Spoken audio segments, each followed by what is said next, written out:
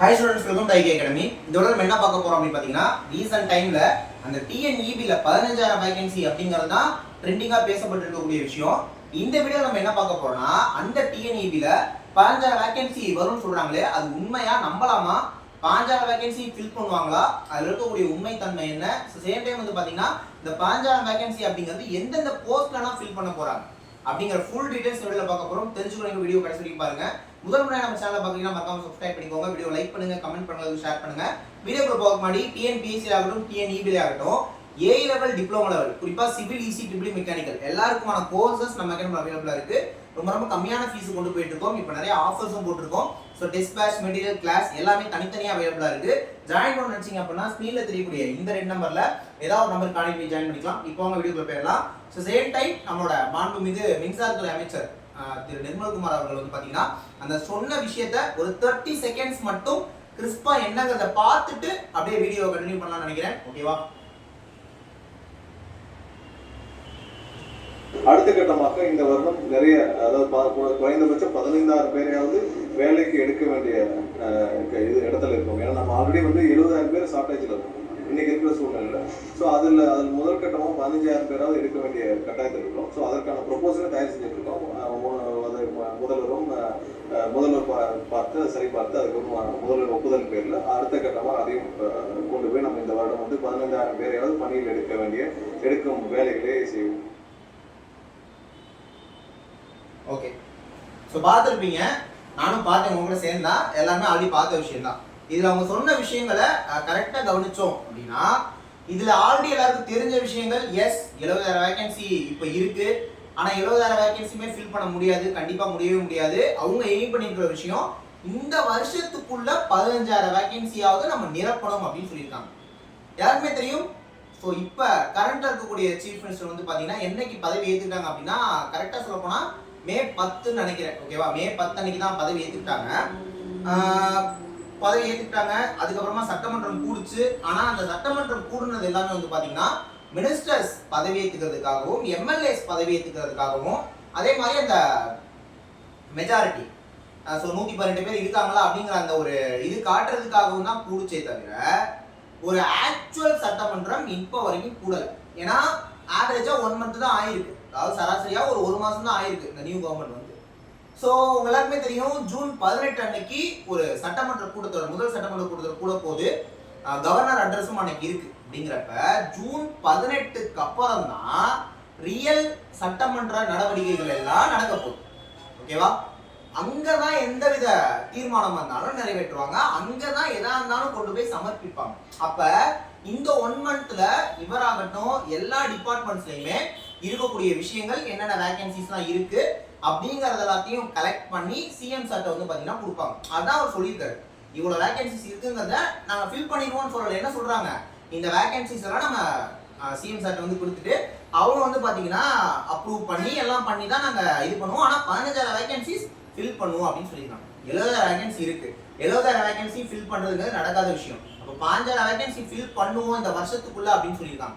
அப்ப இந்த வருஷத்துக்குள்ள அப்படின்னு பாக்குறப்ப இப்ப நமக்கு கரண்ட்ல ஏஐக்கான நோட்டிபிகேஷன் மட்டும் தான் வந்திருக்கு.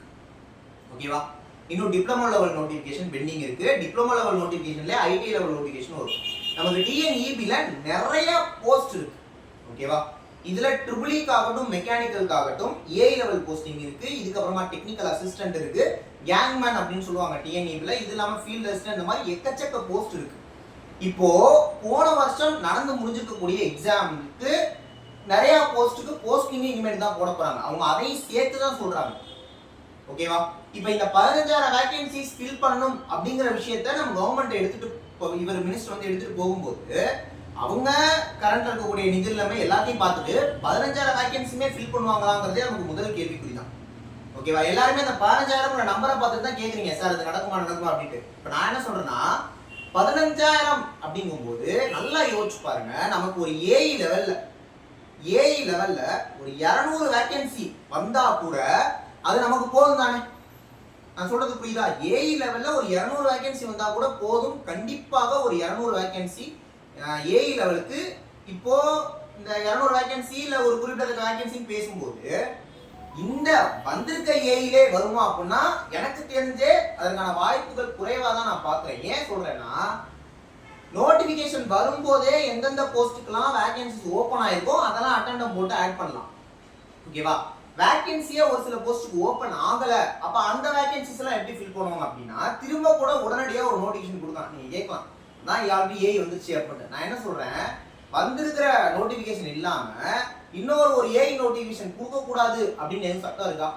போன வருஷமே பாத்தீங்க அப்படின்னா அந்த டிப்ளமோ ஐடிஐ லெவல் அதுக்கு முதல்ல ஒரு நோட்டிபிகேஷன் கொடுத்தாங்க, அப்புறமா ஒரு நோட்டிபிகேஷன் கொடுத்தானே ஃபீல்ட் அசிஸ்டன்ட் வேகன்சியை ஃபில் பண்ணாங்க, அதுக்கான நோட்டிபிகேஷனே வந்துச்சு. அப்படி இருக்கும்போது ஒரு நோட்டிபிகேஷன் வந்துட்டு திரும்ப கூட இன்னொரு நோட்டிபிகேஷன் வரலாம், வராது அப்படிங்கிறதுக்கு எந்த ஒரு இதுவும் கிடையாது. ஓகேவா?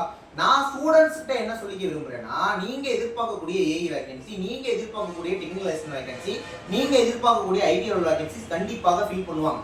அது 15,000 அப்படின்னா நான் என்ன சொல்றேன், நானே சொல்றேன், நமக்கு 15,000 வேகன்சிலாம் தேவை கிடையாது. ஏஐக்கு ஒரு 200ல இருந்து 300 வேகன்சி, ஒரு டிப்ளமோ லெவலுக்கு ஒரு 600 700 அந்த லெவலுக்கு ஒரு வேகன்சி, ஐடிஐ லெவலுக்கு ஒரு 2000 3000 வேகன்சி, இப்படி வந்தாலே நமக்கு ஒரு 5000 வேகன்சிஸ் கிட்ட கிரியேட் ஆகும். ஓகேவா? 15,000லாம் வேண்டாம், என்ன அது நடக்காது அப்படிங்கிற நமக்கும் தெரியும். பட் உங்களுக்கான வேகன்சிஸ் உங்களுக்கு கிரியேட் ஆகும். இதுல ஆட் ஆனாலும் சரி, திரும்ப நோட்டிபிகேஷன் வந்தாலும் சரி. டெக்னிக்கல் அசிஸ்டன்ட்கான நோட்டிபிகேஷன் நமக்கு இன்னும் வரவே இல்லை, அதான் டிப்ளமோ லெவல். ஜூலை 7 தான் நோட்டிபிகேஷனே வரப்போகுது. அப்படிங்கிறப்ப உங்களோட வேலை இப்போதைக்கு சிலபஸ் எடுத்து வச்சு படிக்கிறது தான். அதனால ஹோப்ஃபுல்லா படிங்க அப்படின்னு தான் நம்ம சொல்றோம். ரைட்டா? டெஃபினட்டா இந்த வேகன்சி வந்துடும், நீங்க வேலைக்கு உள்ள போயிருவீங்க அப்படிலாம் நான் என்ன சொல்றேன்னா, வேகன்சி வந்தா பாஸ் ஆகிறதுக்கு நம்ம தயாரா இருக்கோமா? அதுதான் என்னோட கேள்வி. அதனால ஹோப்ஃபுல்லி நீங்க உங்களோட சிலபஸ் எடுத்து வச்சு படிச்சுட்டே இருங்க. ஓகேவா? திடீர்னு அடுத்த மாசமோ அல்லது அதுக்கு அடுத்த மாசமோ ஒரு ஒரு ஒரு 200-300 வேகன்சிஸோட புதுசா ஒரு நோட்டிபிகேஷன் கொடுக்குறாங்க அப்படின்னா 2 மாசத்துல 2.5 மாசத்துல எக்ஸாம் அப்படின்னா அதுக்குள்ள நம்மளால படிச்சிட முடியுமா? நான் அதுதான் கேட்கிறேன். ஓகேவா?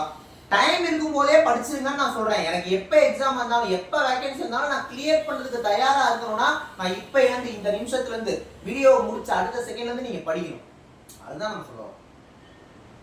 ஓகேவா? இந்த 5000 வேகன்சி உண்மையா தப்பா இல்ல குறையுமா அதிகமா இந்த டிஸ்கஷன்லாம் நமக்கு தேவையே கிடையாது. என்னோட தேவை எனக்கு என்ன இங்க நீட் அப்படின்னா வேகன்சி வந்தா நான் பாஸ் பண்ணணும், அதுக்கு நான் படிக்கணும். ஓகேவா? படிச்சு சிலபஸ்லாம் ஞாபகம் வச்சுக்கணும், எக்ஸாம்ல கேள்விகள் கேட்டா நான் அடிச்சு உள்ள போய் பாஸ் பண்ணி போகணும். என்னோட வேலை அதுதாங்கிறப்ப அதை பாருங்கன்றேன். ரைட்டா? 5000 வேகன்சி இப்ப வருமா வராதான் டிஸ்கஷன் போயிட்டு இருக்கு. பாதி பேர் வேகன்சி வராதுன்னு சொல்றீங்க. நான் என்ன சொல்றேன், வந்தா எக்ஸாம் எழுதாம இருப்பீங்களா?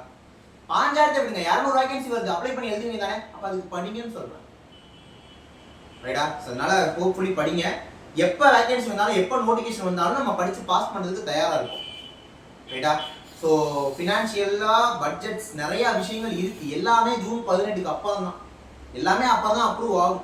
மே 20 ஏஐக்கான நோட்டிபிகேஷன் ஆனுவல் பிளான் படி டிஎன்பிசி கொடுத்துட்டாங்க.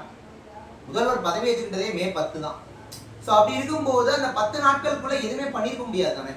வரப்போற நாட்கள்ல கண்டிப்பா உங்களுக்கு வேகன்சிஸ் நோட்டிபிகேஷன்லாம் வரும். ஆனா அதுக்கு நம்ம தயாரா இருக்கோமா? அதுதான் கேள்வி. அதுக்கு உங்களை தயார்படுத்துங்க அப்படிங்கிறது தான் இந்த அப்டேட்ஸ் எல்லாம். ஓகேவா? ஸோ சொல்றது புரியும்னு நினைக்கிறேன். நெக்ஸ்ட் ஒரு இம்பார்ட்டன்ட் வீடியோல பார்க்கலாம். தேங்க்யூ.